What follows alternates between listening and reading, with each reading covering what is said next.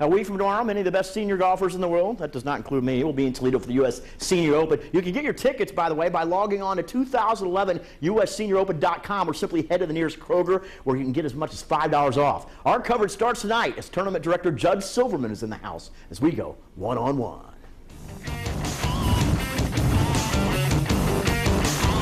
Tomorrow will be 1 week out from the tournament. Just give us an idea. I mean, guys are going to start arriving a week from today. What it's been like getting this thing ready, and finally, from 2003 up to now, it's here. It's back again. Yeah, it's exciting, Joe. It's about a 3-year project to put a championship of this size together. To build the volunteer organization.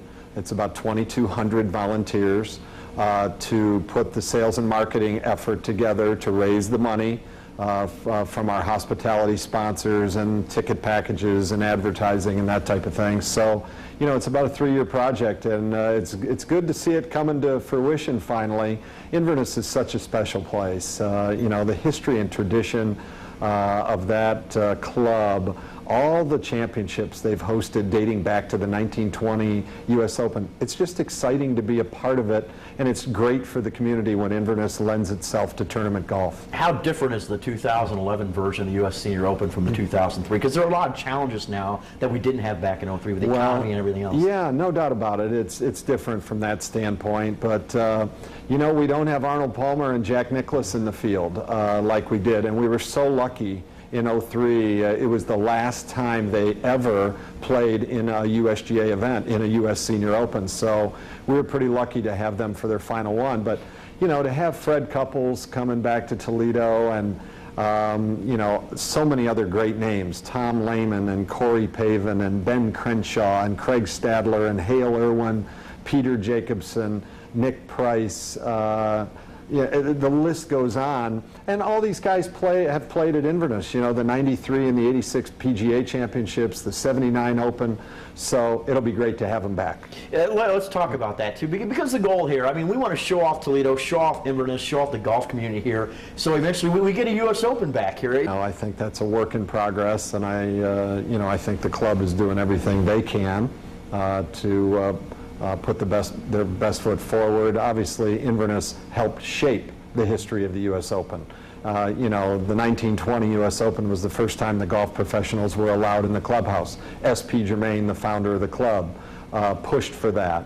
And it was Bobby Jones' first U.S. Open. It was Harry Vardon's last. And the 31 Open had the longest playoff ever. And the 57 Open was Nicklaus's first. And the 79 Open was Hale Irwin's. So they have a great story to tell, and but the competition is fierce for U.S. Opens, but we hope the USGA will do the right thing and bring an Open back to Northwest Ohio.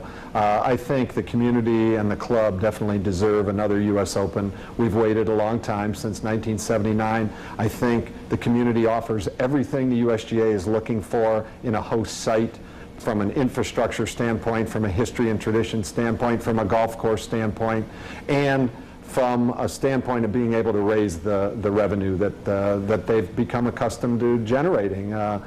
Toledo's perfectly located within 250 miles of so many major cities, from Chicago to Toronto to Louisville to Pittsburgh and all the cities in between there. So I think we have a great story to tell. And again, Joe, I hope the USGA will do the right thing and award Inverness another U.S. Open. Is there a timetable for that, or is it something you just kind of wait it out? You see how this one goes and then kind of wait? Well, we'll have those discussions, with the USGA, and it'll be up to them to tell us.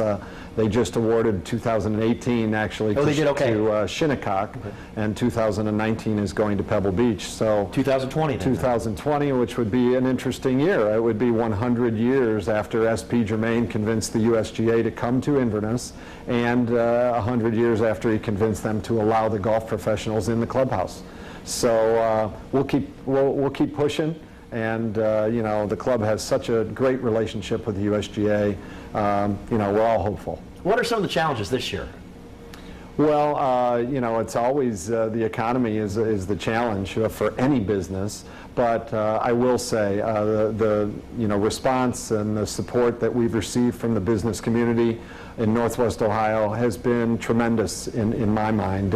We've reached our budgeted goal in our corporate hospitality packages, and now we're on our way to reaching our goal in the ticket packages. So once again, Northwest Ohio has stepped up to the plate, and so has Southeastern Michigan. We've received a lot of support from Southeastern Michigan, but predominantly from Toledo-based companies, Findlay-based companies, have really stepped up to the plate to help us, Joe. What makes golf so special in this community? I mean, you're a guy that started the Jamie Farr and the long-lived life of that tournament, and will continue for at least 3 more years after this year's Senior Open is complete. But what makes golf so special? Why did a young Judd Silverman come back to Toledo, back to his stomping grounds, and really put golf on the map here? It's an easy answer for me, Joe. Inverness.